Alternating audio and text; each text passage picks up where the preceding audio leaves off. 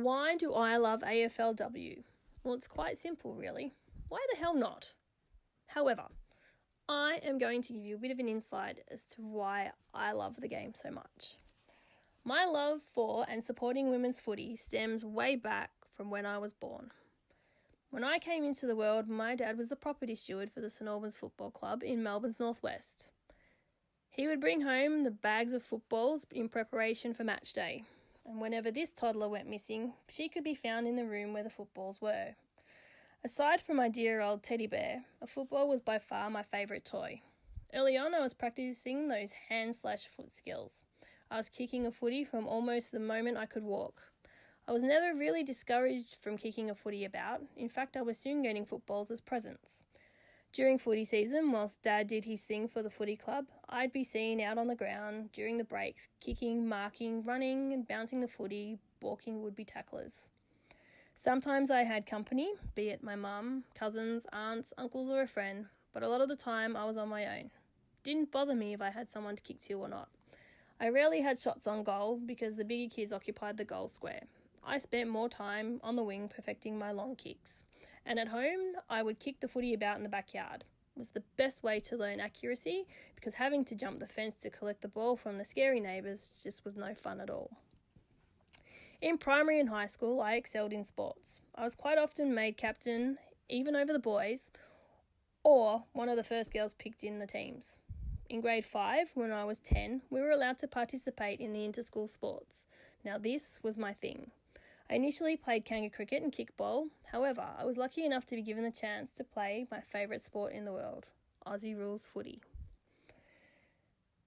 Of course, it raised eyebrows that 2 girls were in the footy team, but the 2 of us soon became Deer Park Primary's secret weapon. We were forward pocket goal sneaks. We copped a fair bit of bullying from the opposition for being girls. Quite often I got told that I shouldn't be playing footy, but instead playing netball. I was playing netball just outside of school. In grade 6, I fronted up for my second season of footy. I was the only one representing the girls this season. It was then I experienced a couple of defining moments playing footy. One day a teammate told me that I shouldn't be playing footy because girls don't play footy and no one wanted me in the team. This really upset me. I confided in some of my teammates of what had been said and that I was thinking of quitting because I didn't feel that I was wanted. Then something happened that blew my mind. Every single teammate, with the exception of that one, said that they would quit and not play if I didn't play. And they made me promise that I'd play out the season, and they demanded that the boy who almost had me quit apologise to me. As my reward at training that day, I learned a valuable footy lesson and the best advice a coach has ever given me. Always try and mark the footy in front of your face because you'll only ever drop it once. And that's exactly what I did. I gave myself a fat lip for a week. And to this day, I've not dropped the ball in front of my face since. Another defining moment happened during a game. This particular game, I was having an absolute shocker. I got dragged off the field during play and yelled at by the coach. He told me I was playing like a girl.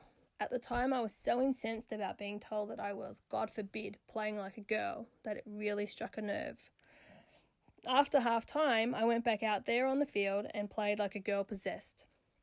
I kicked goals, I marked and ran and kicked and ran, and I tackled the opposition ruck. I threw him to the ground and inadvertently made him cry. I ended up getting best on ground for that game too.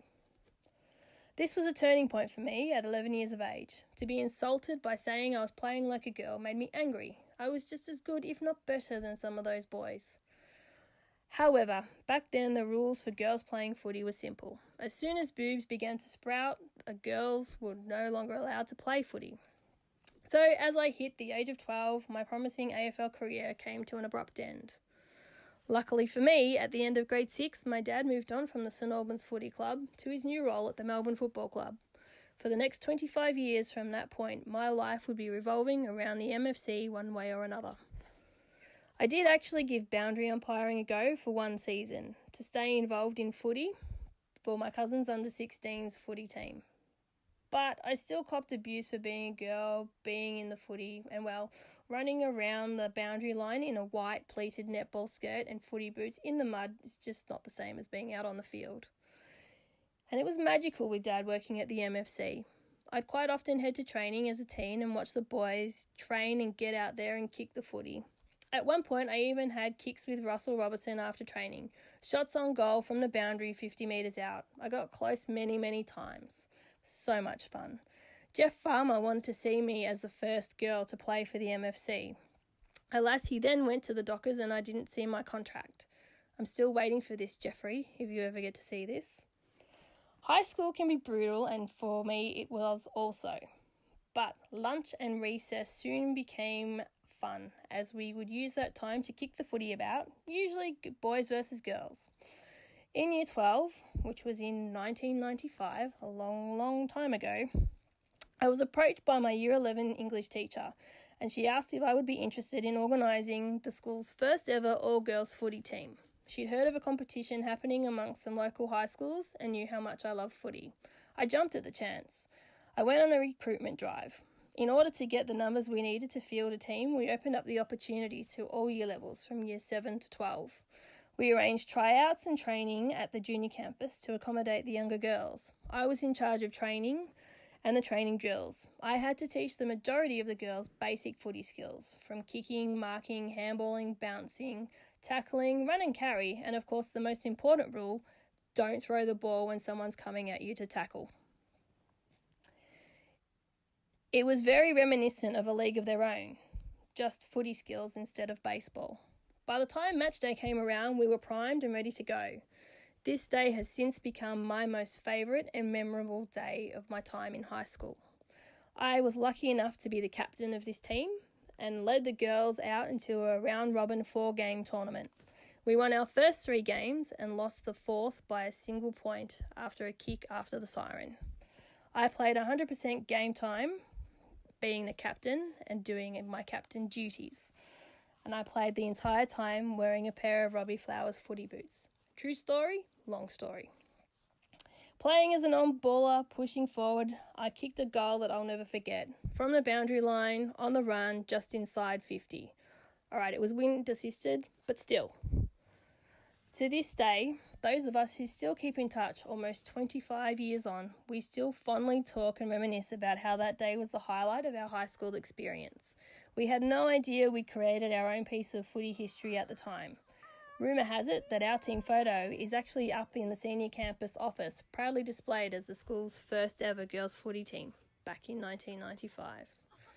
We were actually asked to play in state championship tournament. However, our PE coordinator declined the offer on our behalf without actually consulting any of us because he didn't think girls should be playing footy. Or perhaps it was because our team went on to be the more successful footy team that year, outperforming the boys of the team that he coached. We will never know.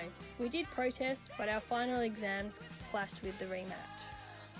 This led for me to be honoured at the Year 12 valedictory dinner with 2 awards, Sportswoman of the Year as voted by my peers and the All-Rounder Award as voted by the teachers, something I am proud of today still. After high school, life things happened and I was unable to pursue any further playing footy. However, I did look into it, going down to Albion to check out the team that was training there and also the team in Maroochydore during my 7 years up in Queensland. So it's safe to say I have great reason to love women's footy. It's entrenched in my system, it's a part of what makes me who I am. From practicing kicking while still in utero, to now when I head down to the Oval to practice my shots on goal. My life has always had footy there, it's the one constant. Many, many years on from when I dreamt of maybe one day being a professional footballer, we now have AFLW. My dreams back then are the reality for so many female athletes now. It's a magical time to be witnessing this generation creating history, running out there playing for the football teams we idolised growing up. In 2017, to mark this momentous occasion, I got a tattoo to symbolise the birth of AFLW and that dreams do come true. I occasionally assist the D Army to support the girls just to feel a part of it, just even that little bit. It's an honour to be a foundation member of the MFC AFLW team. It's something I'll treasure forever.